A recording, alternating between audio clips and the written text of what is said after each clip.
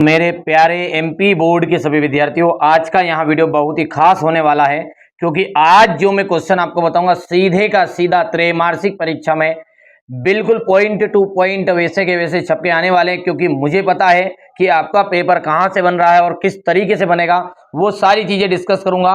कोई घबराने की जरूरत नहीं है, मैं सब बता दूंगा, है ना।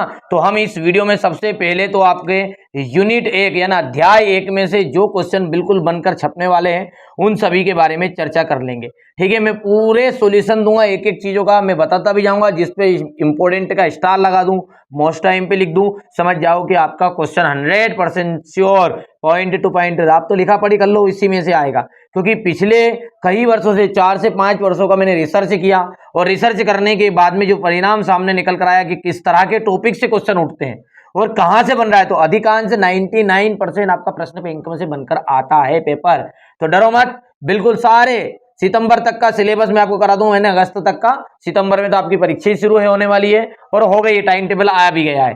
ठीक है, तो अभी तक भी आप सतर्क नहीं हुए, अभी तक कुछ नहीं पढ़ा, तो ये वीडियो आपके लिए एक तरह का ब्रह्मास्त्र की तरह काम करेगा। चलिए बच्चों, बिना किसी समय गवाए अपन फटाफट से शुरू करते हैं। समझाने की कोशिश करूंगा, आशा करूंगा कि आप भी मेरा साथ जरूर दोगे। चलिए पढ़ते हैं। माध्यमिक स्तर के भूगोल का अध्ययन किस विषय के अंतर्गत किया जाता है? तो माध्यमिक स्तर के भूगोल का अध्ययन जो है वो आपका सामाजिक विज्ञान के अंतर्गत किया जाता है, ध्यान रखना है। ठीक है, क्योंकि हम जानते हैं कक्षा 10वीं में भूगोल को अलग नहीं बल्कि अपन ने सामाजिक विज्ञान में ही पढ़ा था। बोलो, गणित में पढ़ा था क्या, किसमें पढ़ा था? ठीक है, तो निम्नलिखित में से कौन सा एक भौतिक स्वरूप नहीं है? ठीक है, कौन सा एक भौतिक स्वरूप नहीं है? पर्वत, घाटियां, मैदान। ठीक है, क्योंकि पर्वत तुमने बनाया क्या? भगवान ने बनाया, ऑटोमेटिकली प्रकृति ने बना के दिया। घाटियां भी, मैदान भी, नगर, नगर तो घर तो भाई साहब इंसानों ने बना दिया, मंचा जिनंगाड़ी ओहो। तो ये वेरी वेरी इंपॉर्टेंट क्वेश्चन है आपका। ठीक है, आता ही आता है।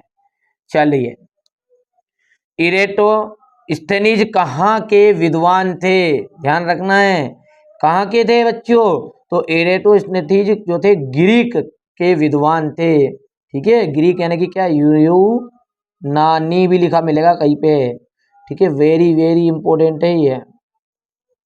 ठीक है, चलिए, प्रादेशिक भूगोल का विकास किसके द्वारा, ठीक है, किसके द्वारा किया गया था?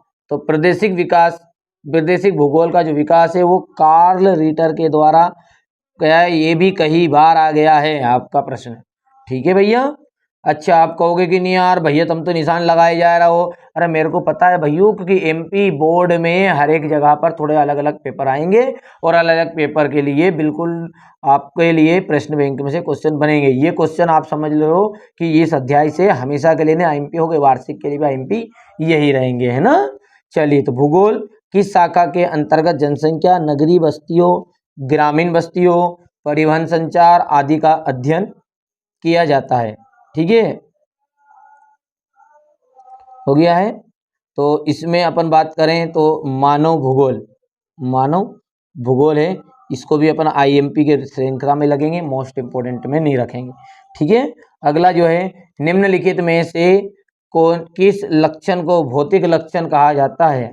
ठीक है, मैदान को इसे भी अपन आई की श्रृंखला में लिखेंगे, समझ रहे हो बात को।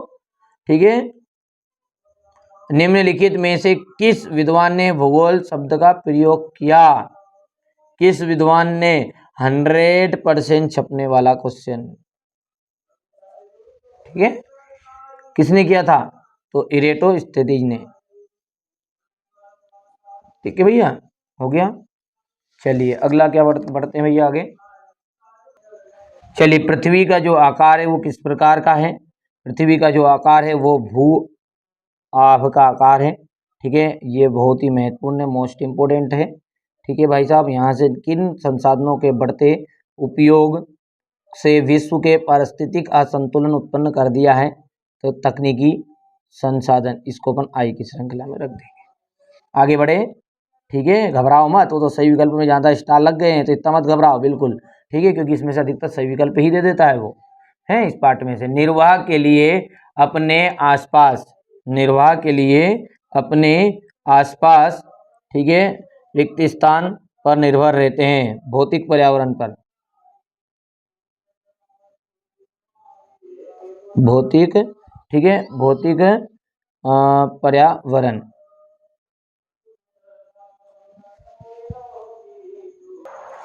चलिए अगला क्वेश्चन जो है कि 100% जो क्वेश्चन पेपर में आएगा ही आएगा। भूगोल शब्द जो है वो किस भाषा में लिखा गया है? ग्रीक भाषा से लिया गया है।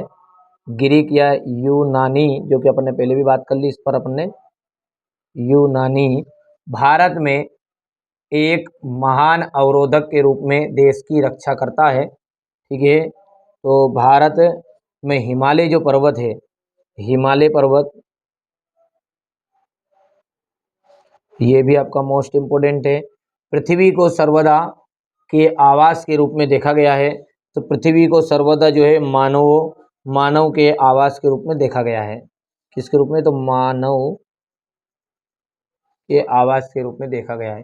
भूगोल जियो एवं, ठीक है, जियो एवं ग्राफोस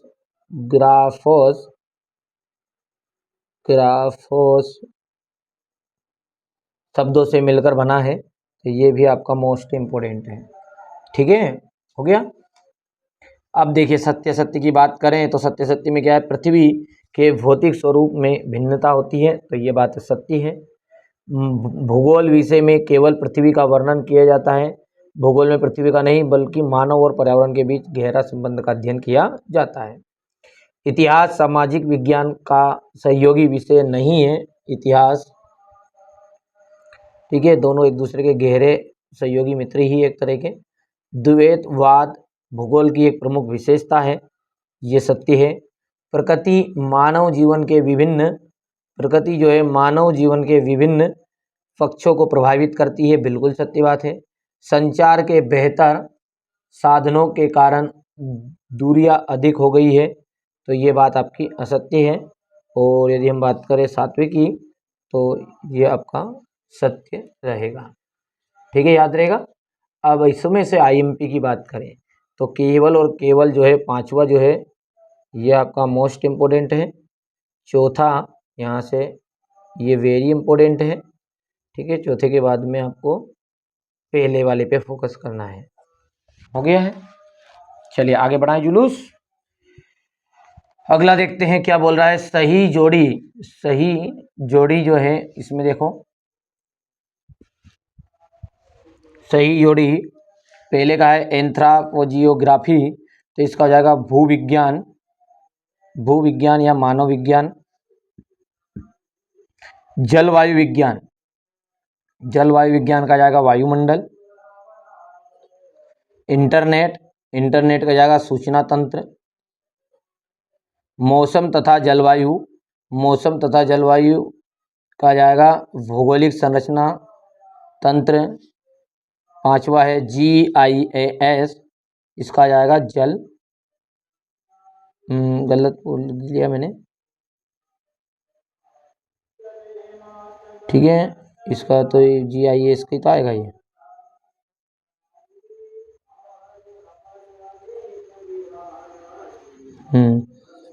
ये आएगा आपका, सही है। और यहाँ से अपन बात करें,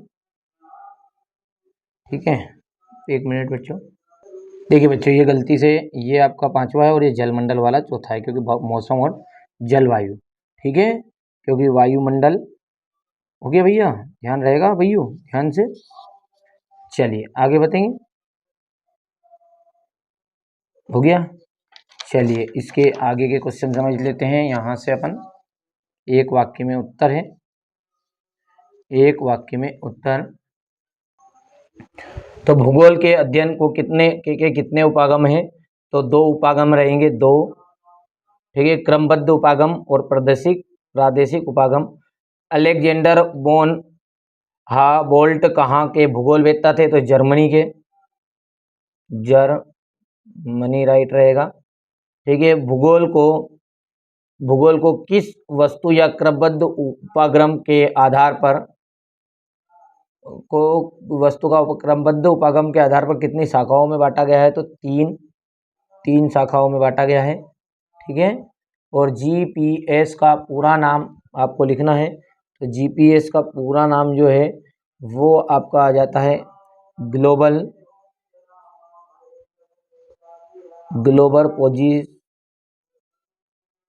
पोजीशनिंग सिस्टम। गोलक या ग्लोब क्या है, गोलक या ग्लोबक क्या है?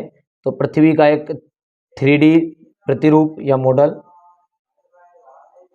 पृथ्वी का 3D मॉडल।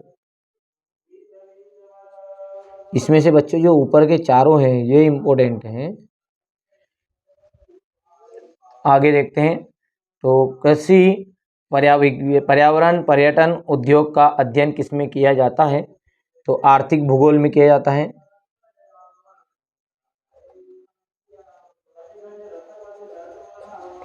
भूगोल का उद्देश्य धरातल की प्रादेशिक क्षेत्रीय विषमताओं का वर्णन करना है। यहाँ किसकी परिभाषा है? तो ये परीक्षा के लिए बिल्कुल खास रहता है, ये रहता है। कुछ इसमें से सिलेक्टेड क्वेश्चन ही दिए हैं इन्होंने ना। रिचर्ड हार्टसॉन। और भूगोल का शाब्दिक अर्थ है, ये बेसिक लेवल पर पूछा जाता है। 100% पृथ्वी का वर्णन करना। ठीक है, तो ये भी आपका इम्पोर्टेंट है, ये भी है, ये भी है। केवल एक क्वेश्चन इसमें इम्पोर्टेंट नहीं है, ये सारे के सारे क्वेश्चन आपके आने लायक हैं। ठीक है,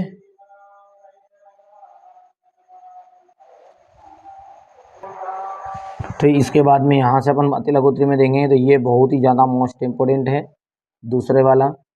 उसके बाद में ये यहाँ से 7वां वाला जो क्वेश्चन है ये आपका वेरी इंपॉर्टेंट है। ठीक है, तो ये आपके सामने मैंने दो क्वेश्चन दे दिए, बाकी क्वेश्चन भी इसमें से मिलान कर सकते हैं।